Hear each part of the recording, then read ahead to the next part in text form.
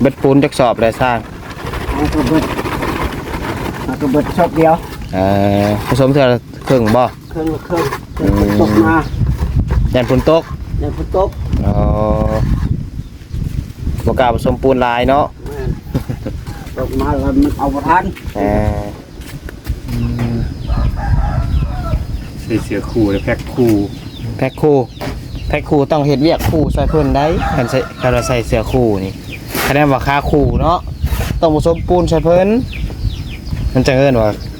ขาคู่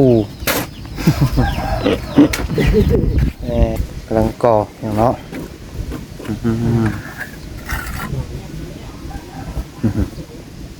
ก่อขึ้นจากก้อนนี่จังเทนี่ไงก่อบริเทคเลยโอ้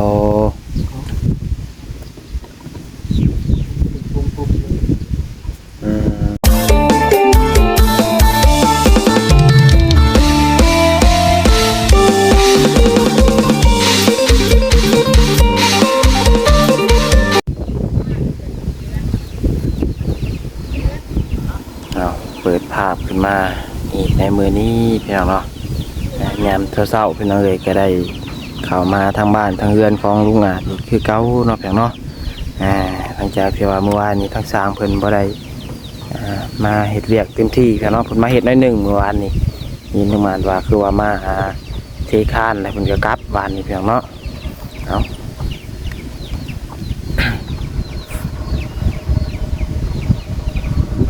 ก่อนเดินเบิดกับทักทายสบายดีสวัสดีพ่อแม่พี่น้องสบายดีป้าลุงแล้วก็FCกันเบิดสุขูสุคนสมองสุบอลว่าสู่ฝั่งลาวฝั่งไทยเด้อว่าอยู่ทางต่างประเทศเด้อพี่น้องเด้อก็ยินดีต้อนรับเข้าสู่ช่อง YouTube น้องพัดไซ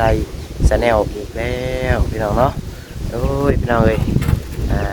น้องพัดไซเข้ามาอัปเดตพี่น้องเบิ่งบ้านเรือนของลุงอาจพี่น้องเนาะบ้านหลังที่2ของน้ำเอาแหละพี่น้องเนาะ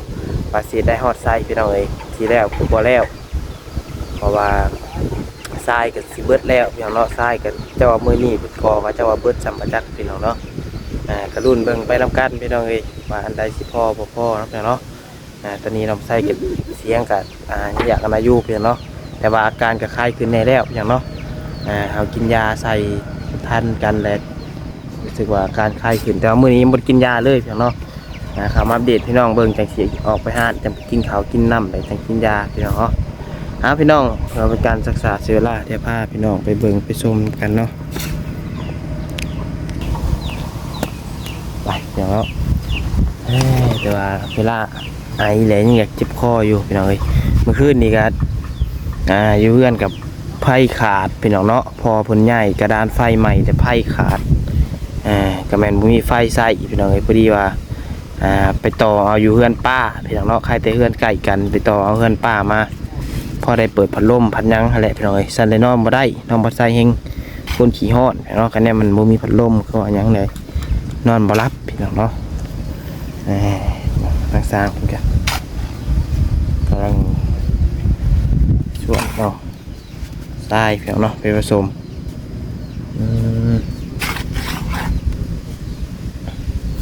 แล้วอยู่บ่พออยู่บ่ห้องน้ำนี่เนาะทรายก็ได้ขอเอาแถวนี้แล้วเนาะยังอยู่พี่น้อยยังได้ไล่สอบอยู่ดอกปูนกันเนาะ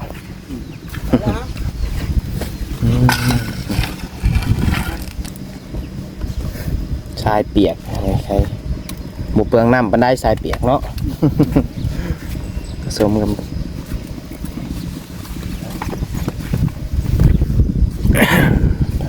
เท่าพี่น้องบรรยากาศ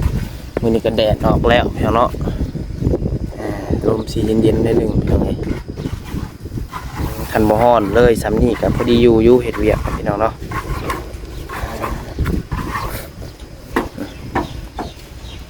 คานที่บนเทวานนี่พี่น้องเนาะเกี่ยงปล่อยสัมพุสาวสัมน้อยอย่างภาษาอย่างว่า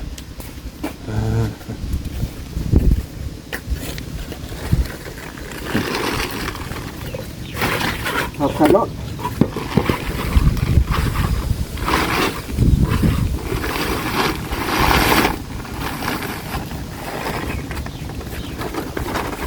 เบ็ดปูนจักสอบเลยสร้าง เอากระเบิดชอบเดียว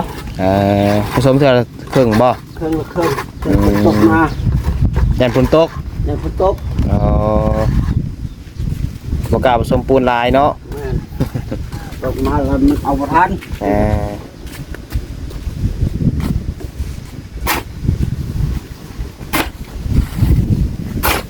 กันดีกว่าแก้พี่น้อง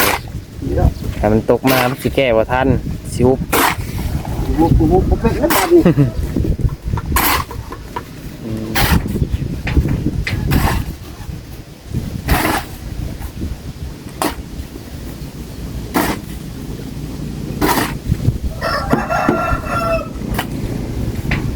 แต่เช้าหาก็เบิดปูนชอบนึงเนาะมาแต่เช้าพอ ประมาณ8 โมง เออ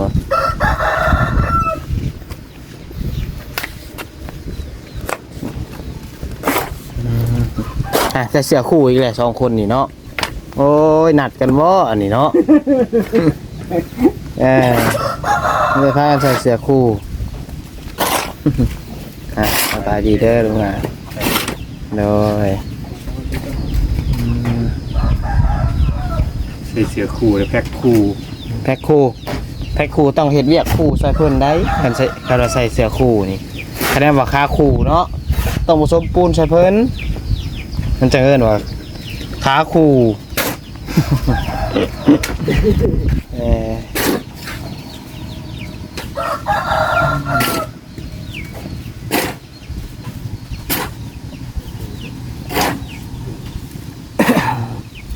ไม่มีคนเข้ามาหาแล้วลุงอ่ะ ยังบ่มี มีใครเข้ามาเนาะ กันน้ำมะบ่เอาได้น้ำตัวนี้กูอิ่วเอาก็ได้น้ำมันขึ้นบอกเวลาไอ้นุ่งอ่ะ ยังไงบ่สบายใครเนี่ยครับผม โดยใครแล้วมือยังไม่ได้กินยาแต่ยังอย่างเร็ว ทองลงขุนึง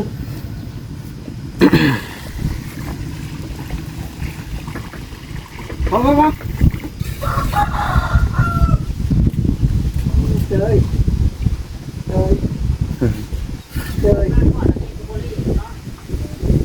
ลูกนะแม่ รับเลย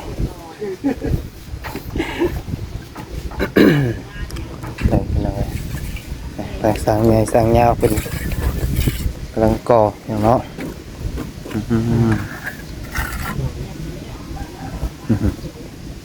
ก่อขึ้นจากก้อนนี่จังเทนี่ไง โอ้ยก็บริเพกเลย โอ้ ปุ๊บเลย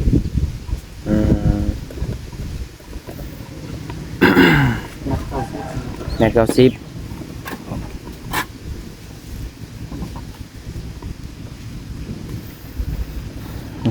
เนาะ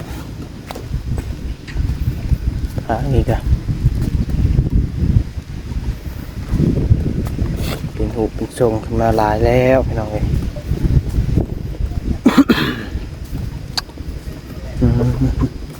ต้องนำสางขึ้นมาจนเต็มพี่น้องเลยเนาะนำสางมานำวิดเรานำคุ้มสวมเรามาจนเต็มลงไปแซ่นี่ครับใช่ไหมนี่เนาะ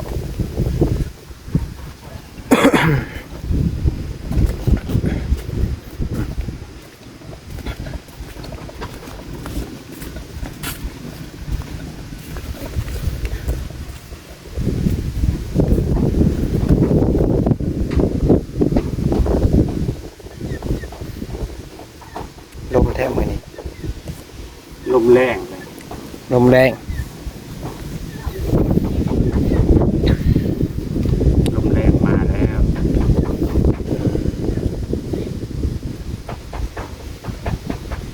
มีลมแรงลมฝนเนาะ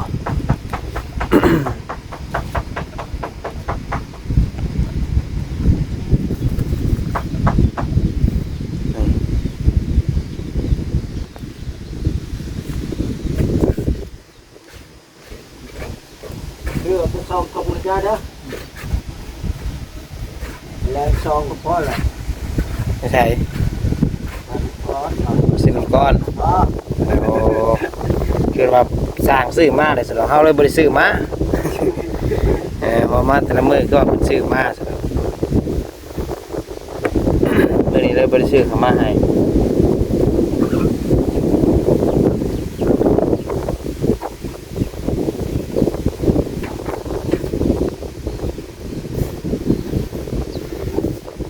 เอาที่เข้าเขาว่าจะสูงเนาะบัดมันแจ็บแล้วก็ว่าพลีเพลงขาเลย บัดสิได้เจ้าว่าได้ตื่มอีกจักเนาะ ตื่นแท้ สั่นแหละเปลืองปูนหอยเว้าเนาะกันบ่เพียงบ่ปรับให้เพียง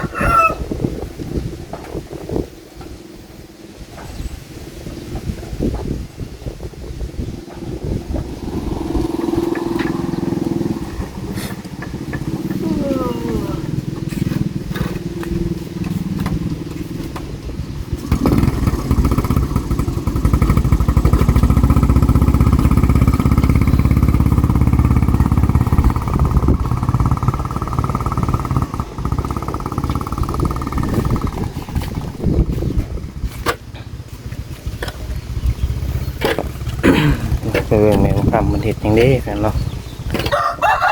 ในของครัวในนอกเจ้าเห็ดไปช้างอะนะฮะ เด็กตัวว่าจะมันขึ้น ก็เรียกว่าจักตอกกันมัดก้าใช่หรอก เลยจะแบบ เอาแต่ละทางที่ทำเอาเห็ดหน้าบ่คือว่าจักขาย โอ้แม่คือมัดหัวให้มันแล้ว จักตอกเห็ดทั่ว เยอะบอกเลย โดยบริเวณโลกก้าบ่มือนี่ เจ็บเส้นแห้งเลย เจ็บเส้นแห้ง ยังรับก็ปนี่เลยเนี่ยยังรับก็ยังวันหัวยิงก็แล้วนี่ เจ็บเส้นแห้งก็ไปหาพักผ่อนก่อนแล้วเฮ้ย พักผ่อนก็จังว่านี่ไม่ยันได้ผัดแท้จังว่าลูกปลางางเลยรับไปจาก นอนแห้งอย่างนี้ดิ เจ็บงอนเจ็บเส้นบ่ แม่นเลย โลกะ และยันขลุ่มนี่ก็รับปิ้งโดยนี่บูจักที่ ล่มนี่คือนอนพักผ่อน เจ้าพอได้เชื่อโอ้ยล่มว่าเป็นวินเป็นหันเป็นหนีหนนะมันมีหลายล่มเด้อเนาะ นี่เลยเนาะล่มนี่นอนนี่เลยมันเมื่อยเจ็บสิลูกกะว่า มือแรกเลยเนาะลูกก้าวบ่ แม่เลยเจ็บเต็มตึงจองเป็น ปวดไปเบิดต้นโตแล้วเนาะ นั่นแหละบัดนี้เขาให้ไปลูกดื่มดีโอ้ยก็พังก่อนเด้อบ่อย่าไปรีบเศร้าลูกบ่ได้ยืมไปก็แห้งว่าแล้วจักดอกนี่เห็นแล้วซะแล้วดิแล้วก็ คนบอกให้เป็นลกตื่มอีกแต่ว่าเจ้าบ่ไหว ไว้แล้วเก็บสิ่งตัวนี้แล้วก็ผู้ดีจักดอกเห็นแล้วก็เป็นมันหัวเลยพร้อมผู้ดีแล้วใหม่ปอก บ่ไหวก็พักผ่อน แล้วมีไปนอนก่อน โดย นอนตื่นมาอย่างสิมัดบันแถวนั่นแหละเป็นหัวเป็นเท้าเป็นประตูประตาง ทางหน้าครับพี่ โดยคนกับบุคคลเขามาเดี๋ยวเดียวนี่ก็มันก็คนมาผ้าแล้วคนเราก็จะเปิดเอาเนาะ โดยเท้าซ้ายเพิ่นพักผ่อนสักเพียงเนาะเบิ่งคือสิอยากนอนแฮง แม่เลย เราพักผ่อนก่อนเพียงเนาะโดยว่าเอามาเบิ่งข้างสร้างไปเลยเพียงเนาะเพิ่นเฮ็ดเวียกเนาะ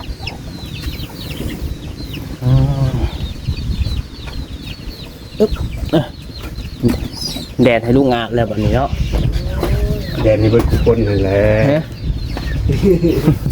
แดนให้สร้างนั่นแหละสร้างที่เรียนแดนเบิดทุกคน แดดให้เจ้านำและเจ้าได้สากโทรศัพท์พร้อมได้ลินโทรศัพท์คันบ่แดดแล้วบ่ลินโทรศัพท์เนาะ ธรรมดา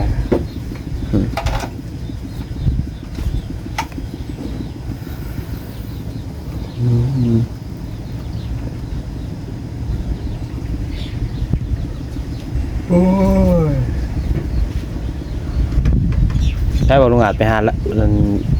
ดำนารับจ้างปะ ไปก็ไปเรียน ดำได้อยู่บ่เจ้ากล้าวะ เป็นสิเอาบ่ล่ะ ฮะ เป็นสิเอาอยู่บ่ล่ะ จักแล้วเพิ่นเอาได้ไปบ่ ไป ดำได้อยู่บ่แล้วกล้าวะ อายุแต่มันซ่า ได้มันได้ อืม มันฟ้าเพิ่นสิเอาเฮาบ่ เพิ่นจ้างเพิ่นก็จ้างแล้วเนาะดำน้ำถึงต้องการคุณไวๆได้พี่น้องเอ้ยอืม โรงเรียนอย่างที่เขาเตะลูกตรง กว่าสัตว์กระเทียมเนาะ ไปเหยียบลูกขี้ต้มมันเลย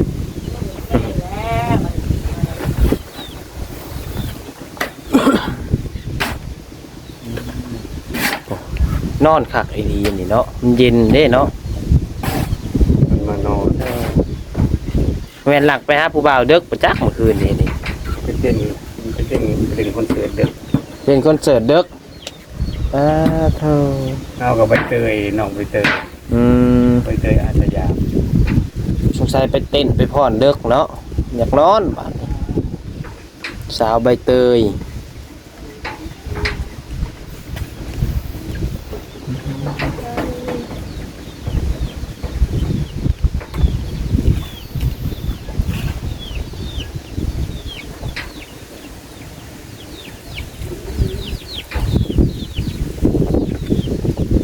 ลมเย็นคักกะลีพี่น้องติดปงหัวนี่ก็รับคือกันได้นี่น้องมาไทยเนาะเอาดีเลยลมธรรมศาสตร์มันเย็นเนาะกลางทงไห้ทงนาแนวไปทางอะไรก็มีแต่น้ำมันพัดอ้ายน้ำขึ้นมาอีกเป็นจ่อยๆ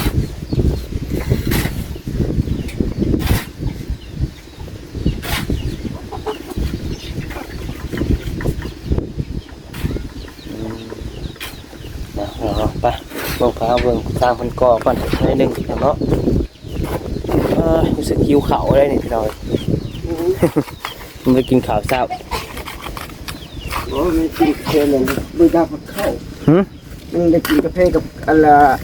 ติดตาซ่าแล้วคนเล็กประมาณ11 โมงคนเล็กจึงได้กินข้าว เนื้อหาคนบริกินกาแฟ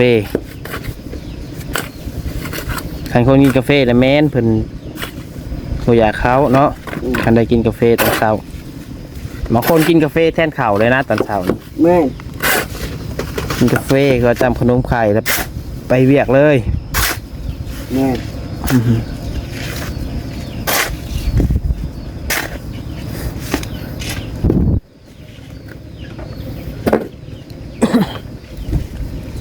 นะพี่น้องเลยอึ๊บโอ้เป็นช่วงขึ้นมาบาดนี้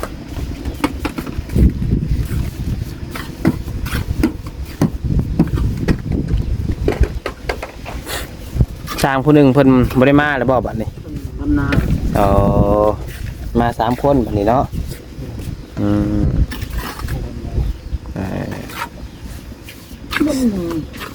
เมื่อกี้เลยเนาะชื่อเจ้ายังบ่ได้ดำบ่ซะเขาบ่ได้เฮ็ด บอกเลย เอาคือเรามันยังบ่ได้ดำขายอยู่ดอกซะเนาะคือเราย่านว่าเพิ่นผักอันดำหน้าอีกนะพี่น้องเอ้ยอันนี้เขาจะมีงบเข้ามาเรื่อยๆก็เฮ็ดได้ตลอดเนาะคันบ่มีงบเข้ามาก็ได้โจ๊กคือกันแหละพี่น้องเอ้ย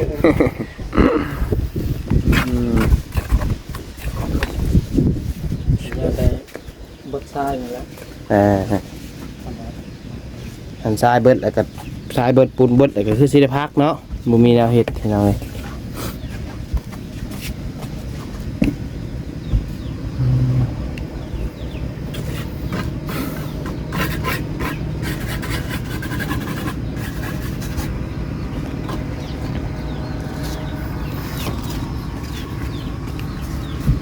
เป็นสิเน้นนะแต่ห้องน้ำก่อนพี่น้องเอ้ยให้น้องน้ำมันแล้วให้มันได้ใส่ก่อน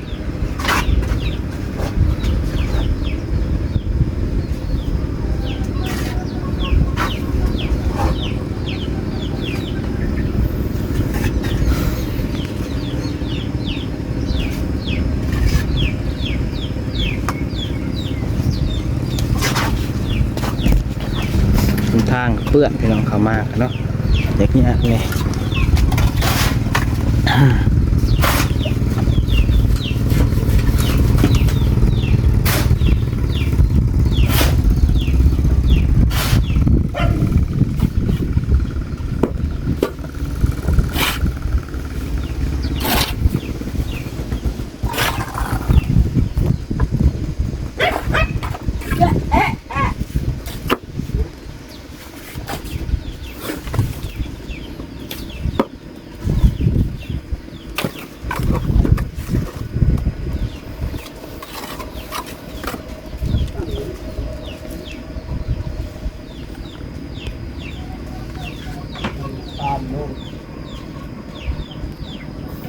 พี่น้องเนาะก็ถือว่าเข้ามาอัปเดตพี่น้องเบิ่ง